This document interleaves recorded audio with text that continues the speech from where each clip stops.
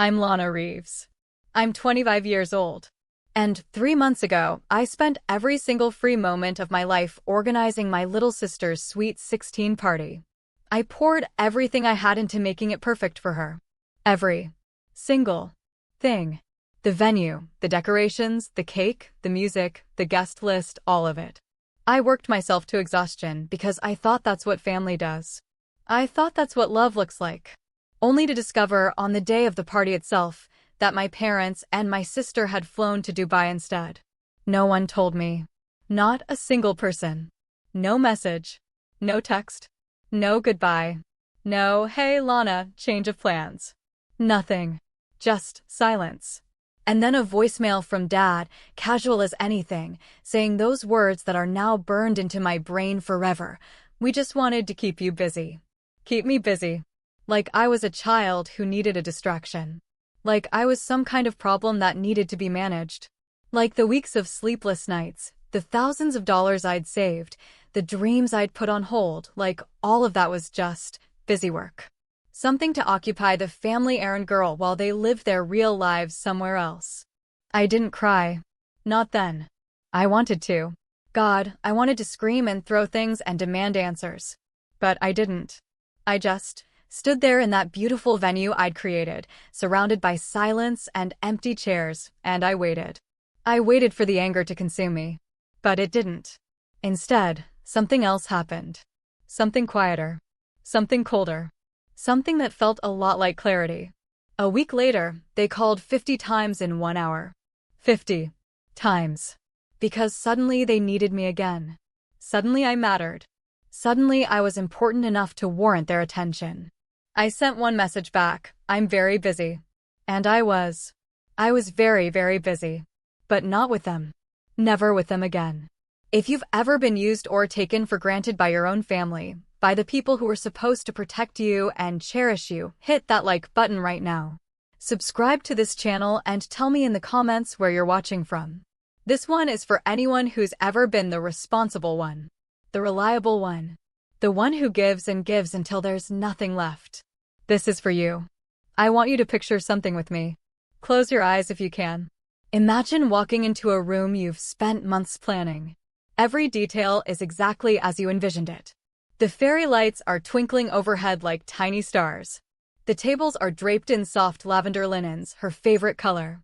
There are centerpieces with fresh roses and baby's breath. The cake, 3 tiers of vanilla and raspberry, sits perfectly on its table, untouched and gleaming under the spotlight I specifically requested. There are balloons clustered in the corners, gold and white and lavender, catching the light just right. The hired band is in the corner, tuning their instruments, the soft plinking of guitar strings filling the space. It's perfect. It's everything I dreamed it would be. Except it's empty. Every single chair is empty. The dance floor I agonized over, should it be hardwood or should we go with the vinyl option, is untouched. The playlist I spent hours curating sits ready on my phone, but there's no one to dance.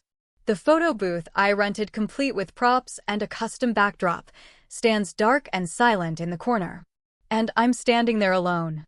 Completely, utterly alone. The silence isn't just quiet. It's thick. It's suffocating. It presses against my chest like a physical weight. I can hear every tiny sound, the buzz of the overhead lights, the rustle of my dress when I shift my weight, my own breathing, which sounds too loud, too ragged, too desperate. The pain isn't the kind that makes you scream. It's not dramatic or explosive. It's the kind that hollows you out from the inside. It's quiet and heavy and humiliating in a way I didn't know was possible. Because it's not just that they're not here. It's that they chose not to be here. They chose to be somewhere else. Somewhere better. Somewhere that didn't include me. I stood there for I don't know how long. Could have been 5 minutes. Could have been an hour. Time felt strange and elastic and wrong. I kept waiting for the door to burst open. For them to walk in laughing, saying it was all a joke, a misunderstanding, a surprise twist I hadn't seen coming. But the door never opened. The chairs stayed empty. The cake stayed perfect and untouched. And I realized something in that moment that changed everything. I had worked 3 jobs to pay for this night. 3 jobs. I was an account assistant during the day, I waitress Thursday and Friday nights, and I did freelance bookkeeping on weekends. Every penny I earned went into this party. I ate ramen for weeks.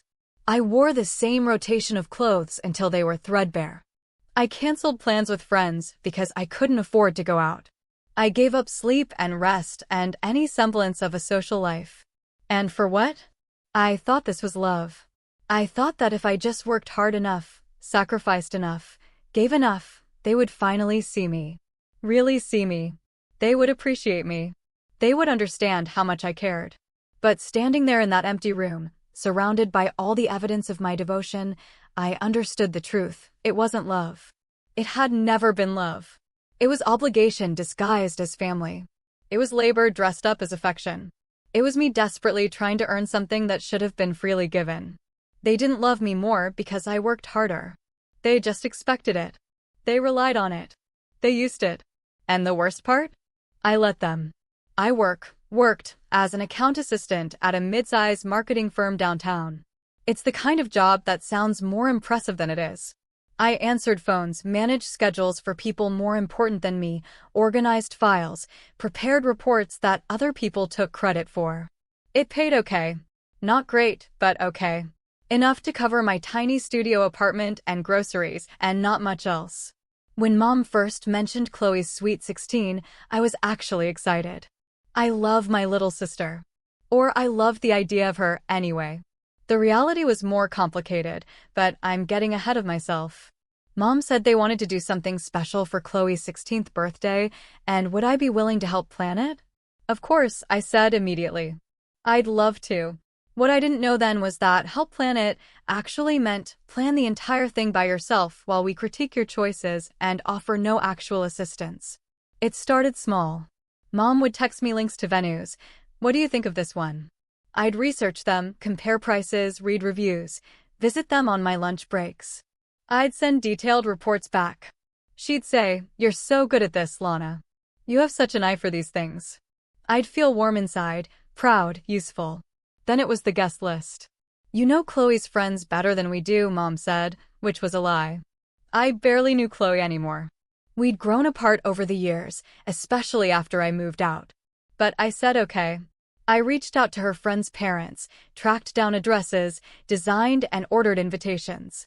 Custom ones, with Chloe's name in gold foil. Then decorations. Dad started texting me daily. "Did you confirm the balloon order? We need more centerpieces. Your mother wants uplighting, can you look into that?" Every message was a demand disguised as a question.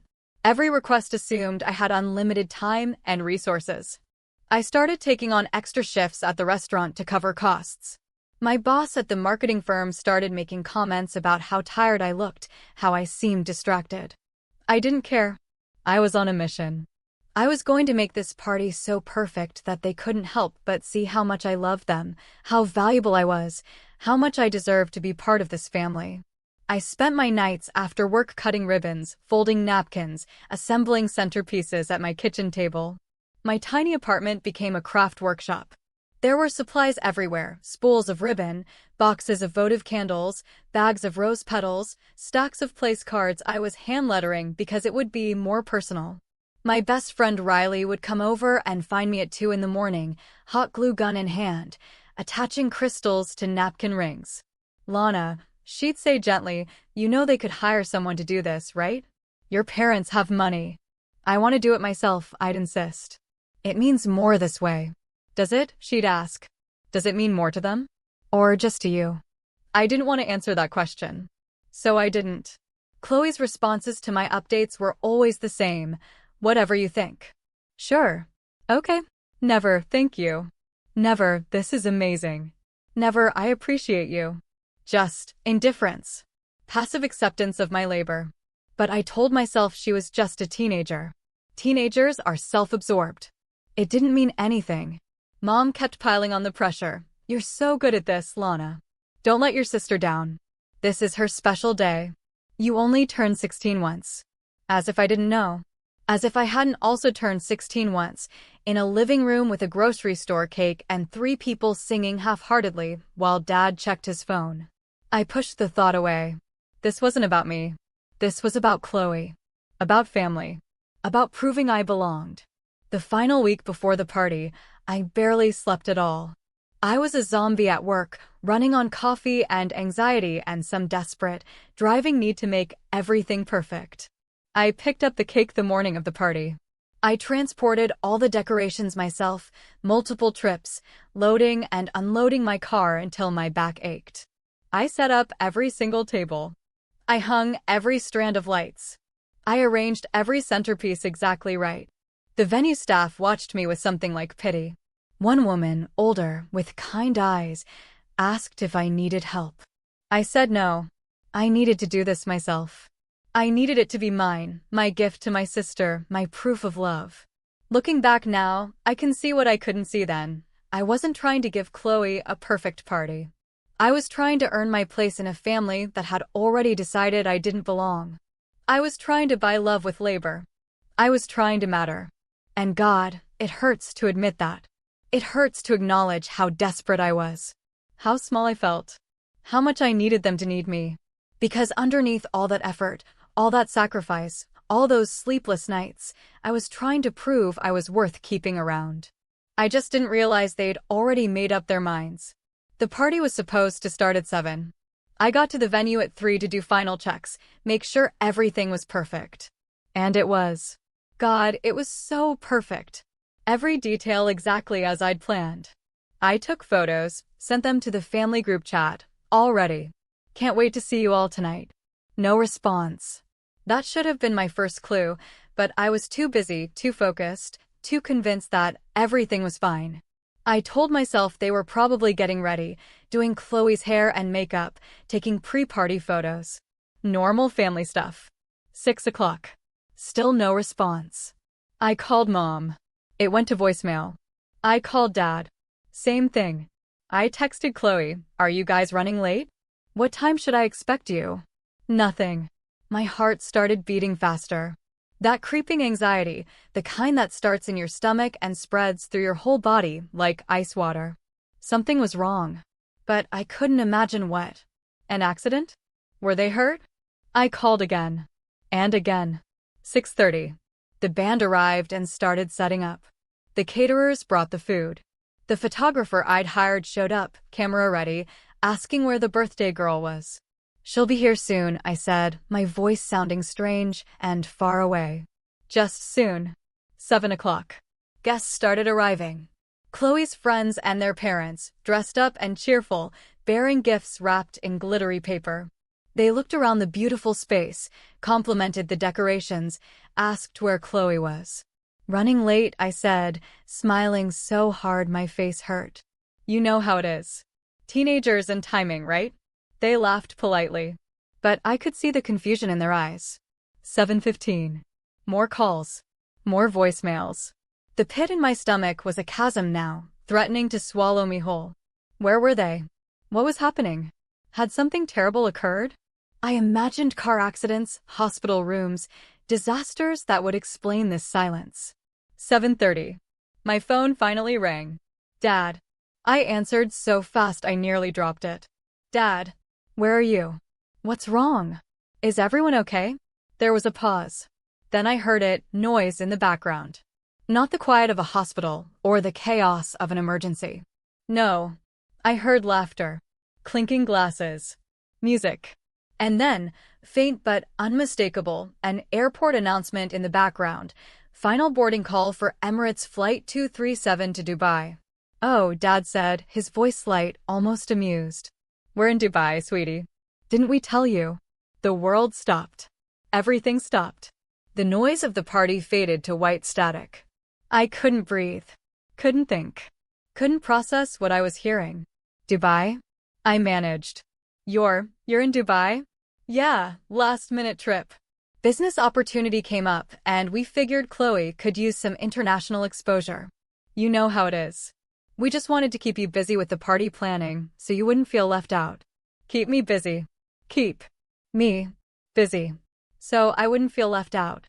I heard his laugh then. Light, careless, the laugh of someone who hasn't just destroyed another person's world. The laugh of someone who thinks this is reasonable, even kind. Like they'd done me a favor. "So you're not coming," I said. My voice sounded robotic, disconnected from my body. To Chloe's party. The party I've been planning for 3 months. The party happening right now. Oh, honey, don't be dramatic. It's just a party. Chloe's having the time of her life here. We're at this amazing resort, and tomorrow we're going to. I hung up. My hand was shaking so hard I nearly dropped the phone. I stood there, surrounded by the party I'd created, the lights twinkling, the music playing, the guests mingling and starting to look concerned, and I realized something with perfect, crystalline clarity. They hadn't forgotten to tell me. They hadn't made a mistake. This wasn't a miscommunication or a last-minute emergency. They had planned it this way.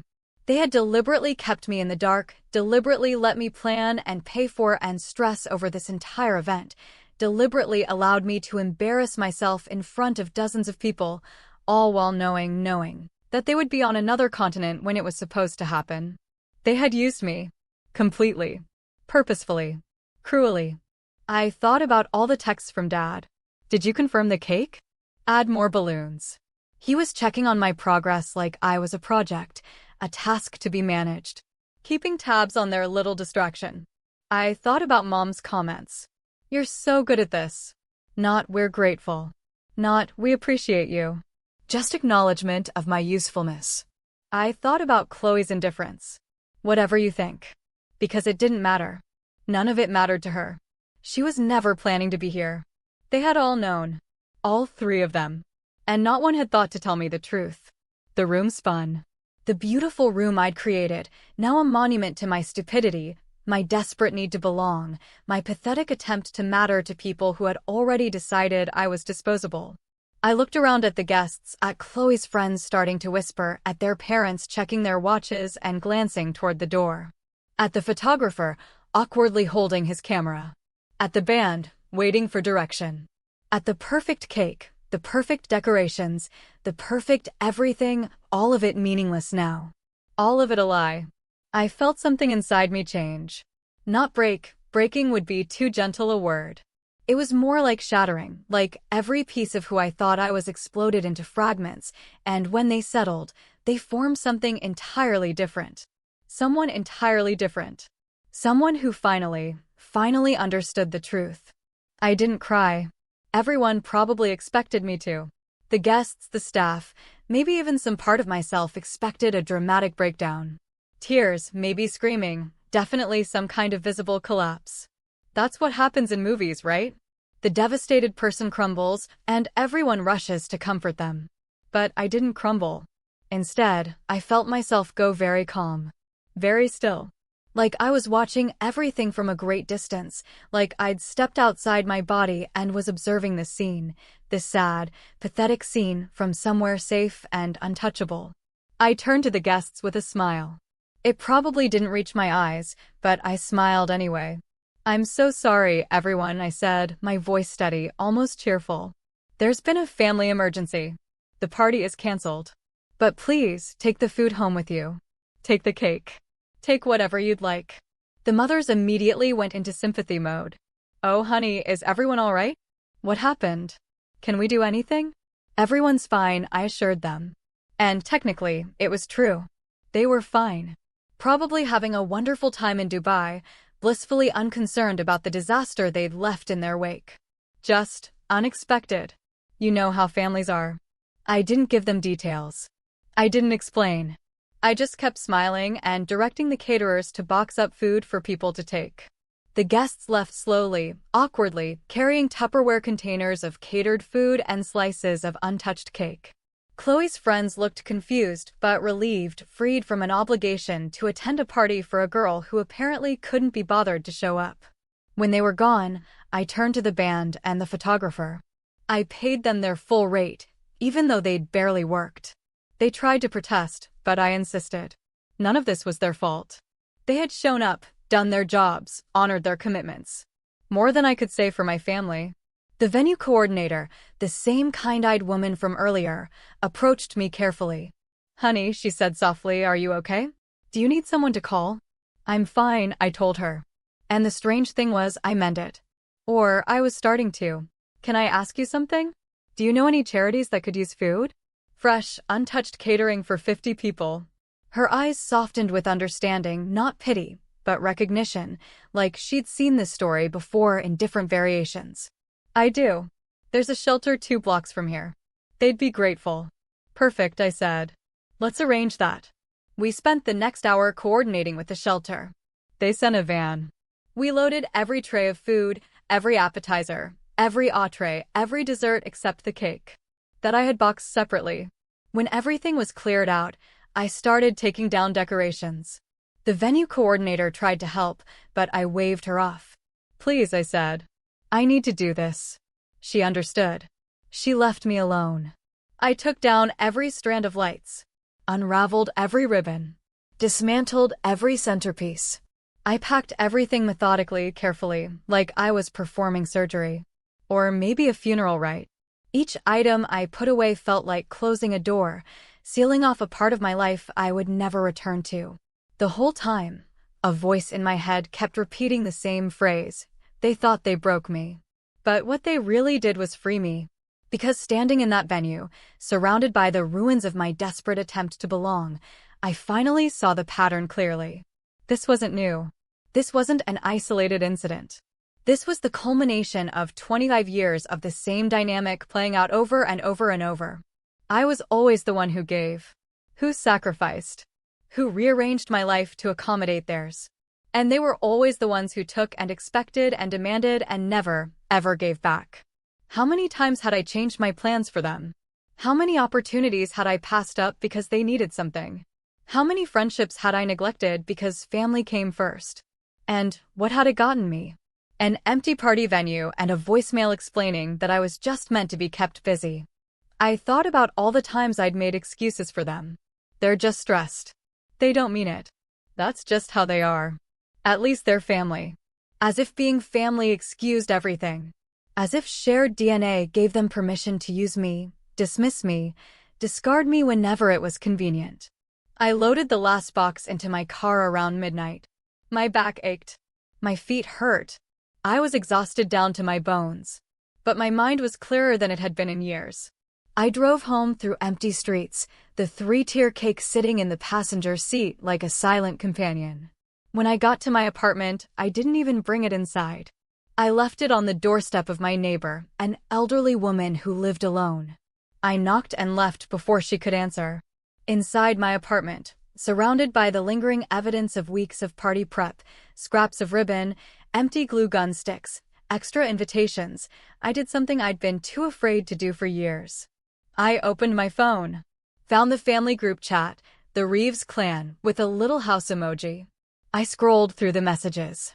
Months and months of them asking me for things, me saying yes, them taking my countless yes for granted. I stared at it for a long time. Then I deleted it. Not just muted. Deleted. Gone.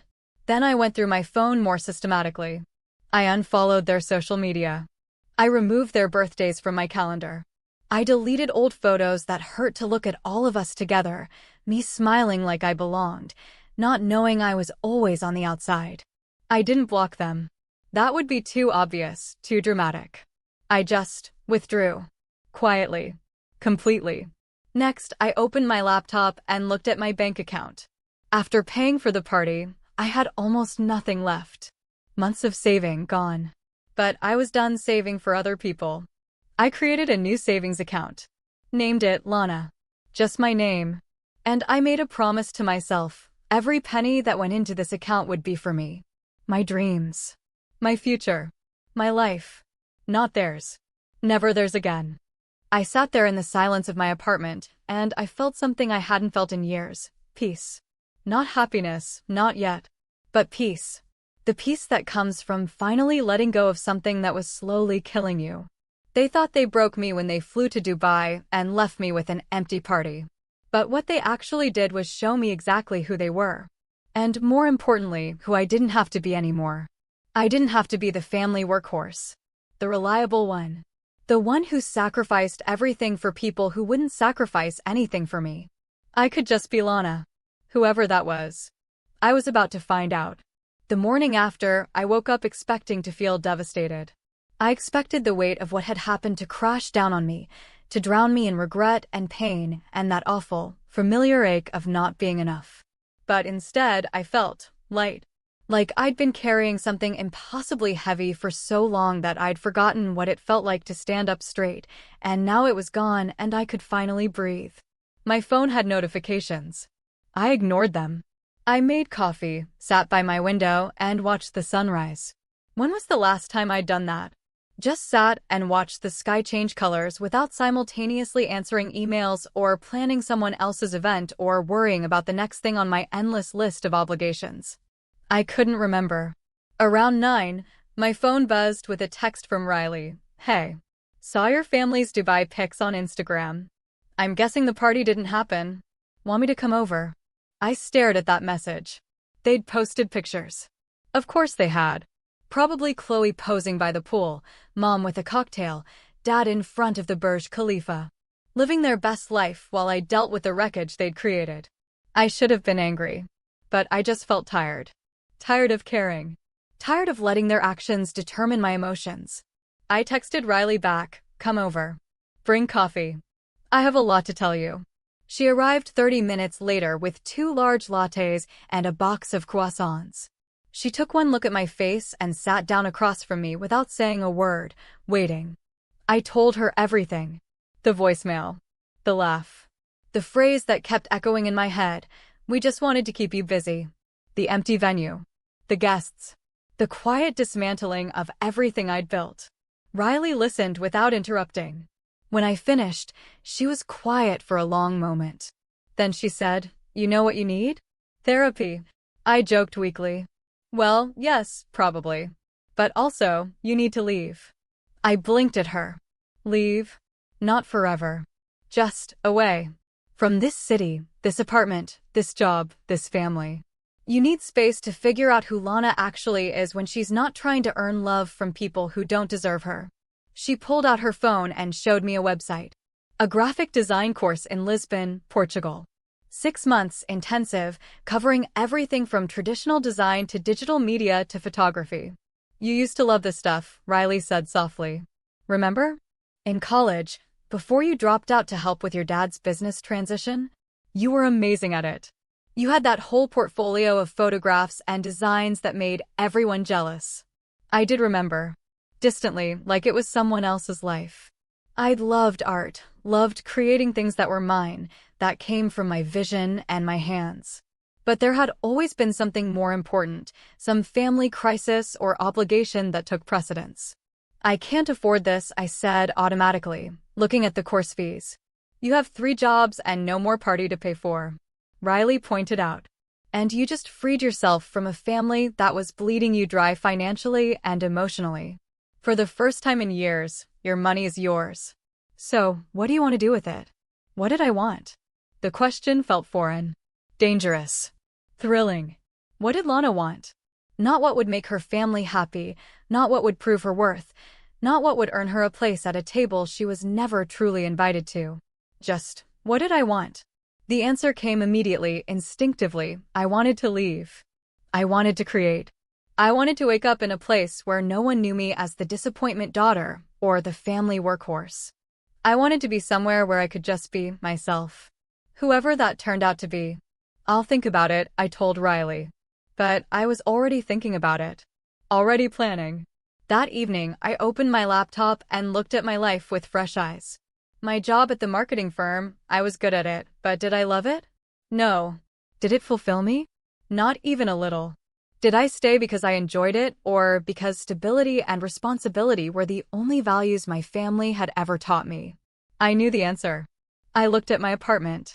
Tiny, expensive, in a neighborhood I'd chosen because it was close to my parents' house. In case they needed me. Which they always did. Until they didn't. I looked at my calendar, filled with obligations I'd said yes to out of habit or guilt or some desperate need to be useful. And I started cutting. I drafted a resignation letter. Professional, polite, giving 2 weeks' notice even though they probably didn't deserve it. I'd leave on good terms, because that's who I was, not because of them, but because of me. I researched breaking my lease. There would be a penalty, but not an impossible one. And compared to what I'd just spent on a party for people who were on another continent, it felt manageable. I looked up the Lisbon design course again. Read every detail. Looked at sample projects from past students. Felt something stirring in my chest, excitement, maybe. Or hope. Or just the possibility of something different, something mine. I created a new folder on my laptop. Named it Lana's Life Plan. It felt almost rebellious, claiming that space, that ownership. In it, I started a document. A real plan, not for someone else's benefit, but for my own. 1. Resign from job, 2 weeks. 2. Break lease, negotiate best terms. 3. Sell furniture, keep only essentials. 4. Apply for Lisbon design course. 5. Book one-way ticket. 6. Let go of guilt. That last one was the hardest to write, but also the most important. Over the next few days, I started excavating my old passions. I found my sketchbooks from college, buried in a box under my bed. I flipped through pages of drawings and designs and ideas I'd had when I still thought my dreams mattered. Some of it was rough, amateur, the work of someone still learning. But some of it was good. Really good. I found my old camera, a Canon I'd saved up for when I was 19. It had been sitting in use for years. I charged the battery, wondering if it would even still work. It did. I went for a walk, just around my neighborhood, and started shooting. Buildings, shadows, people, moments. Through the viewfinder, the world looked different. Full of possibility. Beautiful. How had I forgotten this feeling?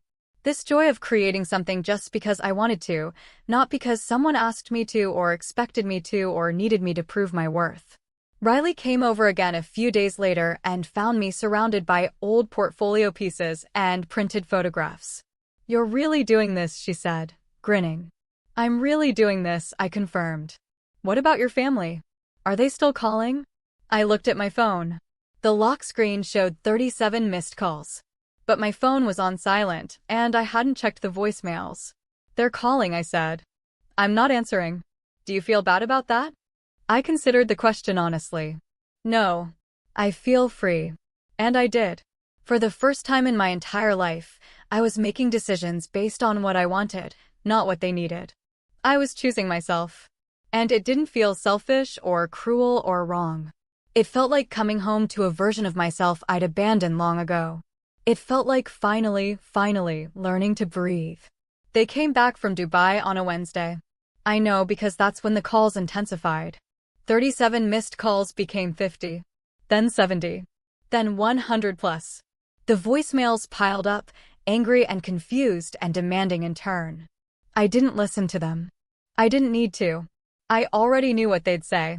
What I didn't expect was for them to show up at my apartment. I was packing when I heard the pounding on my door. Aggressive, insistent, the kind of knocking that says, "I know you're in there." I looked through the peephole. All 3 of them. Mom with her arms crossed, face tight with anger. Dad red-faced, looking like he'd been yelling already. And Chloe, looking bored and irritated in equal measure. For a moment, I considered not opening the door. Just staying silent, letting them eventually give up and leave. But no. I was done hiding. Done making myself small to avoid conflict. If they wanted a confrontation, fine. I'd give them one. I opened the door. "Where the hell have you been?" Dad started immediately, pushing past me into my apartment. "We've been calling for days."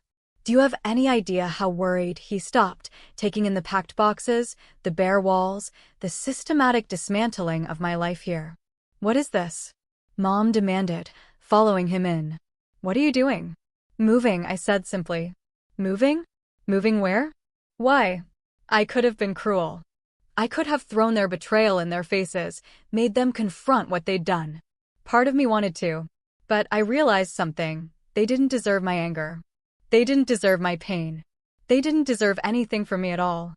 "That's my business," I said calmly. Dad's face went purple. "Your business? We're your family. You can't just disappear without telling us where you're going." The audacity of that statement was almost funny. "Really?" I said. "I can't disappear without telling you? That's interesting.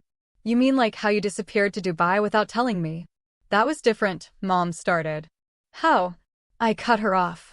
My voice was still calm, but there was steel in it now. "How is it different?" "We didn't have time to tell you," Mom said. "It was a last-minute trip, and we knew you were busy with the party. You had 3 months to tell me, I said. 3 months that I spent planning a party that you knew you wouldn't attend. 3 months of texts and calls and demands for updates. You had countless opportunities to mention, "Oh, by the way, Lana, we're not actually going to be there." But you didn't. Because you wanted to keep me busy. Chloe rolled her eyes. Oh my God, are you seriously still mad about that? It was just a party. Just a party. I looked at my little sister, 16 years old, entitled and oblivious, wearing clothes from Dubai that probably cost more than I made in a month, and I felt nothing. No anger, no hurt, no desperate need to make her understand. Just nothing. You're right, I said. It was just a party. Just like I'm just your sister. Just like my time is just something you can waste. Just like my money is just something you can let me spend on something you never intended to show up for. We were going to pay you back, Dad started. No, you weren't, I said flatly. And I don't want your money. I don't want anything from you. Don't be dramatic, Mom snapped. You're acting like we committed some terrible crime. We took a family trip. Without me, I finished. You took a family trip without me and didn't tell me. After letting me spend months and thousands of dollars planning a party for Chloe. Do you understand how that looks? How that feels? Do you even care? The silence that followed told me everything I needed to know. We thought you'd be upset if we told you, Mom finally said. We thought it would be easier this way. Easier for who? I demanded, my composure finally cracking. Easier for you? Because it certainly wasn't easier for me. I stood in that venue alone, surrounded by guests asking where the birthday girl was, having to explain that my family had abandoned me without a word. Do you have any idea how humiliating that was? How devastating. Oh, don't be so sensitive, Chloe muttered. Something in me snapped. Get out, I said quietly. Lana, Dad started. Get out. My voice was louder now, harder. Get out of my apartment. Now. How dare you speak to us that way? Mom's voice went shrill. After everything we've done for you. Everything you've done for me? I repeated, incredulous. What exactly have you done for me? Please enlighten me. Because from where I'm standing, I'm the one who's always doing.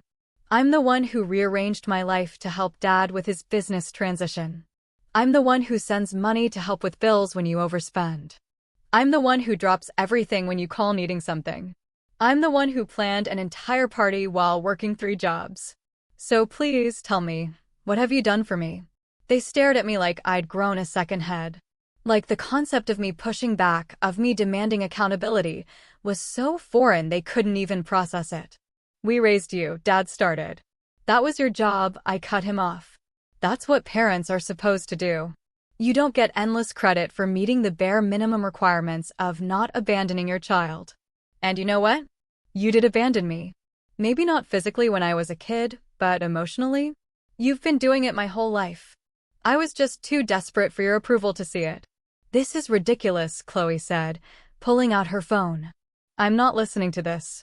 Then leave, I said simply. The door's right there. But she didn't leave. None of them did. They stood there, faces ranging from angry to shocked to confused, like they couldn't quite believe what was happening. You're being incredibly selfish, Mom said, her voice taking on that martyred quality I knew so well. We're your family. We love you. No, I interrupted. You don't. You love what I do for you. You love having someone reliable to call when you need something. You love having a daughter who says yes to everything, who sacrifices herself over and over, who never demands anything in return. But me? Lana, the actual person? You don't know her. You've never bothered to. Dad's jaw clenched. If you're so ungrateful. I'm not ungrateful, I said tiredly. I'm just done. Done being used. Done being taken for granted. Done setting myself on fire to keep you warm. Where's this coming from? Mom demanded. Did someone put these ideas in your head? That friend of yours, Riley. Don't, I warned. Don't you dare blame anyone else for me finally seeing clearly. This is on you. All of you. You made your choices, and now I'm making mine. Which is what, exactly? Dad asked. Running away? No, I said. Moving forward. There's a difference. Chloe finally looked up from her phone. Are you seriously not going to tell us where you're going? I'm seriously not going to tell you where I'm going, I confirmed. What if there's an emergency? Mom asked. Then I'm sure you'll figure it out, I said. The same way I had to figure things out when you were in Dubai and I couldn't reach you. The comparison landed. I saw it in their faces. This is insane, Dad said. You can't just cut off your family. Watch me. There was a knock at the door. I walked over and opened it, grateful for the interruption. It was Riley, holding coffee and looking uncertain when she saw my family. Sorry, she said. Is this a bad time? Perfect time, I said. They were just leaving. I turned back to my family. I have things to do. You need to go. We're not done talking about this, Dad said, his voice carrying that edge of authority that used to make me fold immediately. But I wasn't that person anymore. Yes, we are, I said. We're done talking about this. We're done with a lot of things. You wanted to keep me busy? Congratulations. I'm very busy now. Busy building a life that doesn't include being your emotional support system, or your free event planner, or your punching bag. You're going to regret this, Mom said coldly. Maybe, I acknowledged. But I doubt it. What I regret is wasting so much time trying to matter to people who made it clear I never would. They left. Finally. Dad storming out first, Mom following with her head high and wounded dignity radiating from every step, Chloe trailing behind them, still on her phone, not even bothering to say goodbye. When the door closed behind them, I stood there shaking. Riley put her hand on my shoulder. You okay? She asked softly. I will be, I said. And I meant it. But the confrontation wasn't over. Not quite. 2 days later, I got a call from the police. My heart sank. What had they done now? The officer on the phone was professional but concerned. Ms. Reeves? We've received a report that you've stolen money from your family. They're claiming you took several $1,000s that was meant for your sister's birthday party and refused to return it. I sat down slowly. Of course they'd do this. Officer, I said calmly, I didn't steal anything. I spent my own money on a party they didn't attend. I have receipts for everything. Would you be willing to come to the station and provide those receipts? Absolutely. I spent that evening organizing everything. Every invoice, every receipt, every bank statement showing money coming out of MY account. The venue deposit. The catering. The decorations. The band. The photographer. The cake. Every single purchase, documented and dated, showing my debit card, my account, my money. I made copies of everything. Then I made another set of copies. At the police station the next day, my parents were already there, sitting with smug expressions like they'd already won. Like they'd teach me a lesson about defying them. The officer reviewed my documentation. All of it. Then looked at my parents. So, let me get this straight, he said. Your daughter spent her own money on a party that you didn't attend, and you're claiming she stole from you.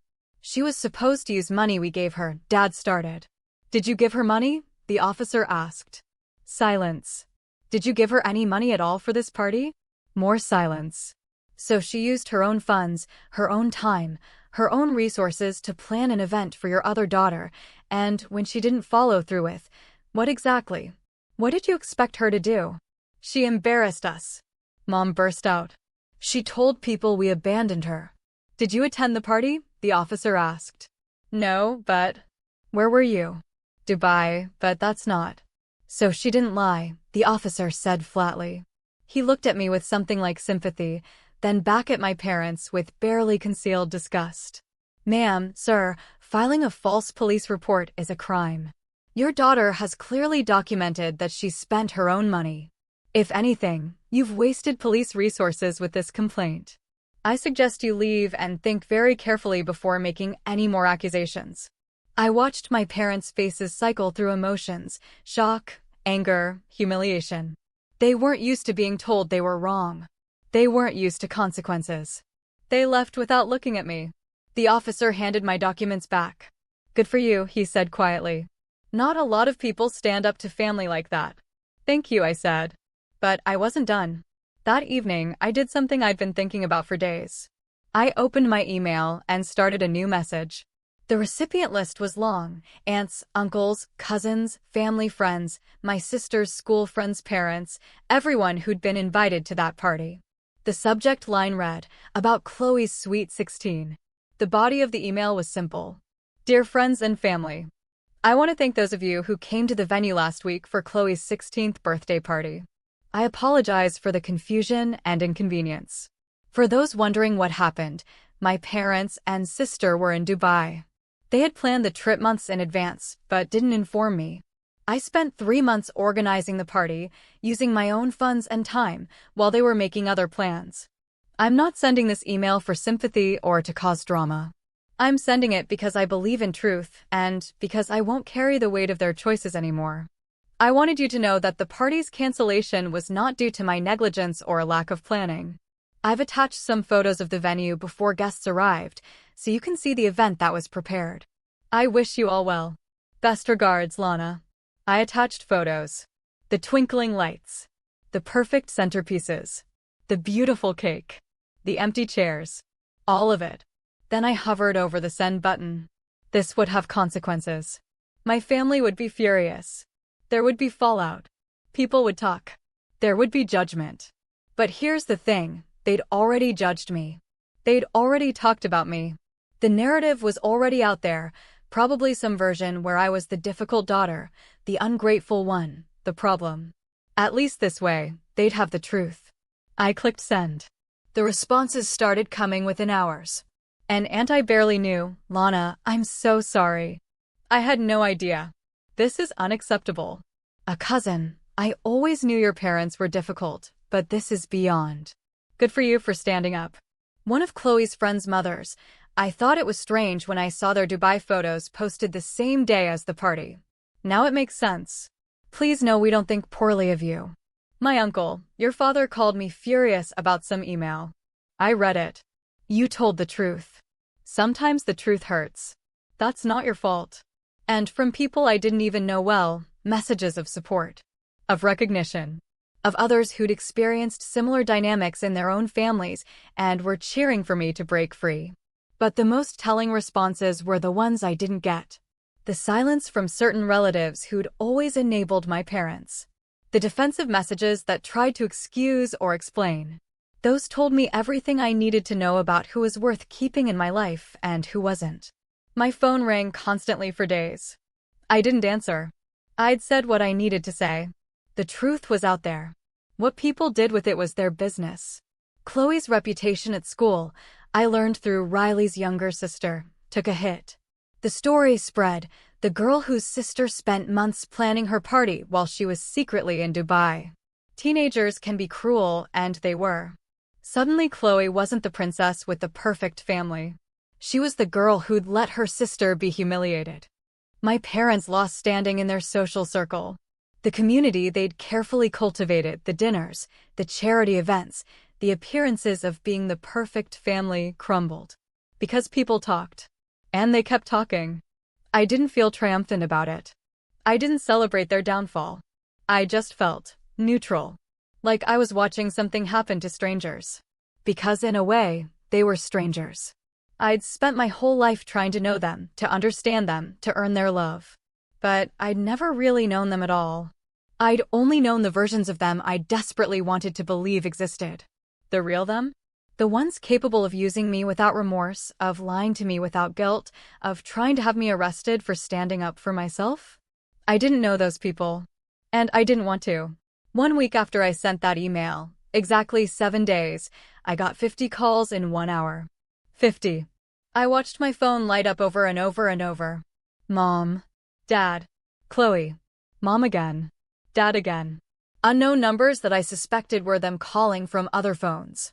I waited until the 50th call went to voicemail. Then I sent a single text to the family group chat I'd recreated just for this purpose. I'm very busy. And then I deleted it again. For the last time. The symmetry of it felt right. They'd kept me busy with false purpose. Now I was busy with real purpose. My purpose. They'd used their words to control me, we just wanted to keep you busy. Now I'd used mine to free myself, I'm very busy. The difference was, mine was true. The morning I left for Lisbon, the sky was streaked with pink and gold. Dawn breaking over a city I was leaving behind. A life I was leaving behind. Riley drove me to the airport. We didn't talk much. There wasn't much left to say. She'd helped me pack, helped me sell my furniture, helped me sort through years of accumulated stuff, most of which I donated or threw away. Turns out you don't need much when you're starting over. You sure about this? She asked as we pulled up to departures. Completely, I said. And I was. They might come around eventually, she said carefully. Realize what they lost. Try to make amends. I thought about that. Maybe, I said. But that's their journey, not mine. I'm done waiting for them to see my worth. I see it now. That's enough. Riley hugged me tight. Go be amazing, she whispered. I'll try, I said. Going through security, boarding the plane, finding my seat, it all felt surreal. Like I was watching someone else's life unfold. Someone brave and certain and free. The plane took off, and I watched through the window as the city got smaller and smaller beneath me. Somewhere down there, my family was going about their lives. Maybe they were angry. Maybe they were hurt. Maybe they'd already moved on, found someone else to fill the role I'd vacated. I didn't know. And for the first time in my life, I didn't need to know. The flight was long. I slept some, read a book Riley had given me, journaled about everything that had happened. Trying to process it all. Trying to make sense of how I'd spent 25 years being someone I wasn't, trying to earn something that couldn't be earned. But I also wrote about what was ahead. The design course. The city I'd never seen. The person I might become when I wasn't defined by my family's needs and expectations. When the plane landed in Lisbon, it was golden hour. The light was different here, softer, warmer, more forgiving somehow. I collected my bags, cleared customs, stepped out into Portuguese air, and just breathed. No one here knew me. No one had expectations. No one needed me to be anything other than exactly who I was. It was terrifying. It was exhilarating. It was freedom. My apartment was small, in the Alfama district, with windows that overlooked terracotta roofs and narrow cobblestone streets. It came furnished with the basics. I unpacked my single suitcase, clothes, toiletries, my camera, my old sketchbooks. Everything I owned in the world fit in one bag. I'd never felt richer. The design course started the following Monday. I spent the weekend exploring the city, walking until my feet hurt, taking photos of everything: doorways, tile work, shadows and light, old women hanging laundry, street musicians, the river at sunset. Through my camera lens, I was seeing beauty again, creating again, existing for myself again. That first class, I was terrified.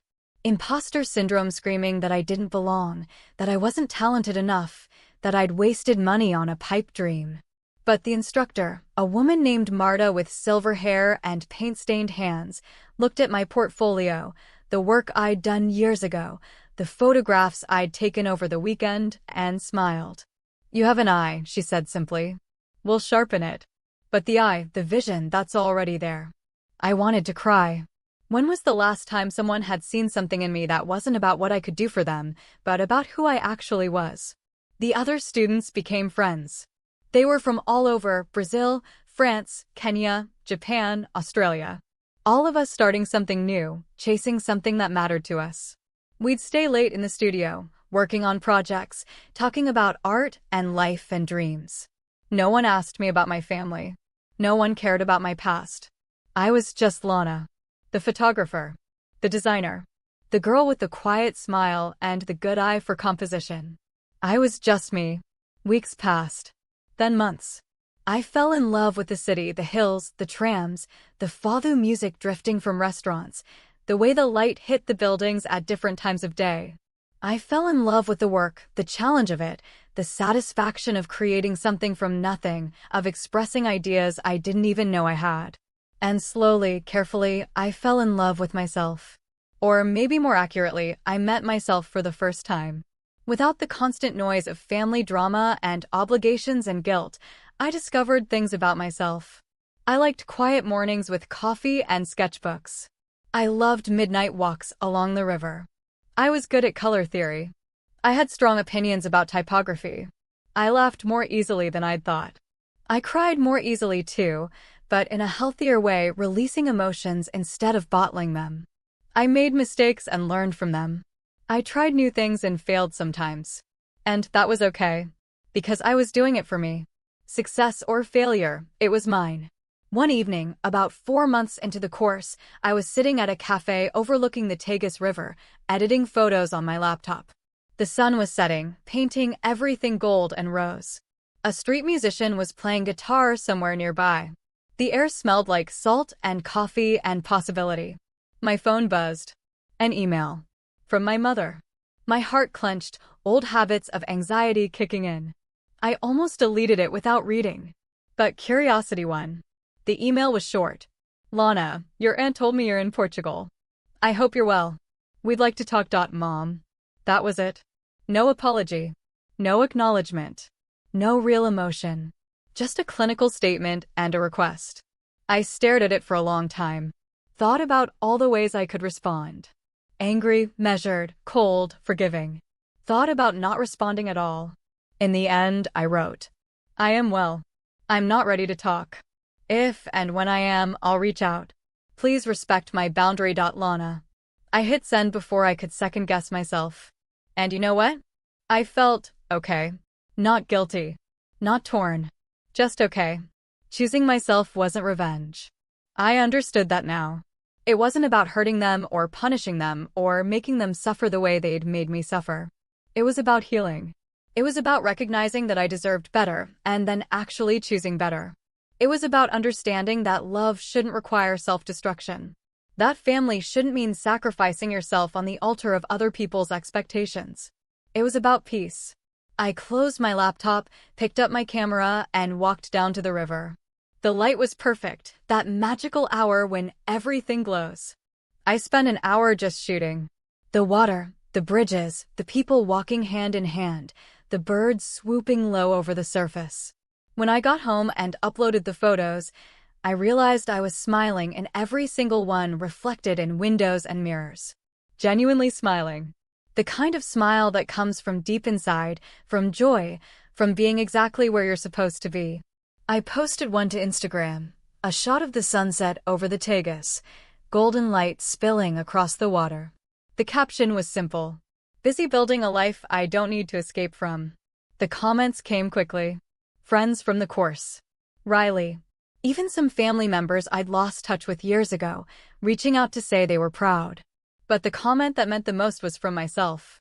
The one I didn't post but wrote in my journal that night. They wanted to keep me busy. And they did.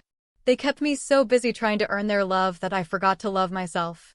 They kept me so busy serving their needs that I forgot I had my own. They kept me so busy being who they wanted that I forgot who I actually was. But now I'm busy with something else. Busy healing. Busy creating. Busy learning that my worth isn't measured by what I can do for others, but by how true I am to myself. They wanted to keep me busy. Mission accomplished. Just not the way they intended. So that's my story. That's how I went from standing in an empty party venue, devastated and used, to sitting in a studio in Lisbon, finally understanding what it means to choose yourself. I'm not going to tell you it's been easy. There are hard days. Days when I question everything. Days when the old guilt creeps in and whispers that I'm selfish, that I abandoned my family, that I should try harder to fix things. But then I remember, I spent 25 years trying. I gave everything. It was never enough. And, more importantly, it was never the right question. The question wasn't, am I doing enough for them? The question was, am I doing enough for myself? And the answer, for most of my life, was no. Now it's yes. I'm 6 months into this new life. The design course is ending next month, but I've already lined up freelance work with a local agency. I'm staying in Lisbon.